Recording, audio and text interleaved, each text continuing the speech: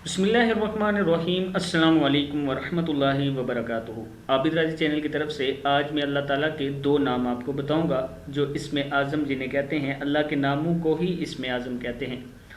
अल्लाह ताला के ये दो नाम आप इनका विर्द करें, इंशाअल्लाह आपके जो रुके हुए काम हैं जिसे कहते हैं तकदीर बदलना, वो अल्लाह ही बदल सकता है और हम अल्लाह के सामने ही सवाल रख सकते हैं और अल्लाह ताला के सामने ही गिड़गिड़ा सकते हैं। वही हमारी तकदीर बदल सकता है। लेकिन उसके लिए आपको क्या करना है ये मैं आपको बताऊंगा। उससे पहले इस चैनल को सब्सक्राइब कर लें, बेल आइकन पर क्लिक कर लें ताकि डेली वीडियो आप लोगों तक पहुंच सके।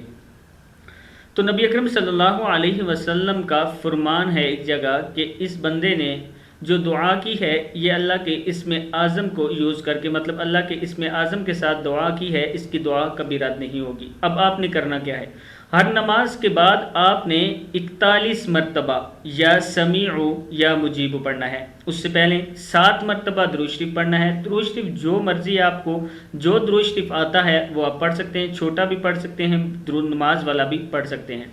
वो पढ़ के आपने या समीउ और या मुजीबू ये दोनों मिला के पढ़ने हैं। या समीउ या मुजीबू, या समीउ या मुजीबू 41 मरतबा पढ़ने हैं। और फिर जब ये पढ़ लें उसके बाद 7 मरतबा फिर दुरूद शरीफ पढ़ना है।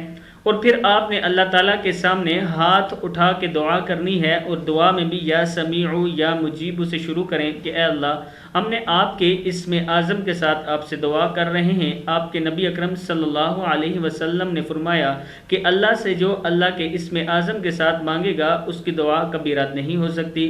फिर आप हर रोज़ अपनी रूटीन बनाएं, जब तक आपका काम नहीं होता आप इसको पढ़ते रहें। इंशाअल्लाह अल्लाह ताला करम करने वाले हैं, क्योंकि सारे काम अल्लाह ही करने वाले हैं। तो क्यों ना हम अल्लाह के नाम से अल्लाह से मदद मांगें। इंशाअल्लाह आप मांगने वाले बने, अल्लाह अता करने वाला है और वो करता रहेगा।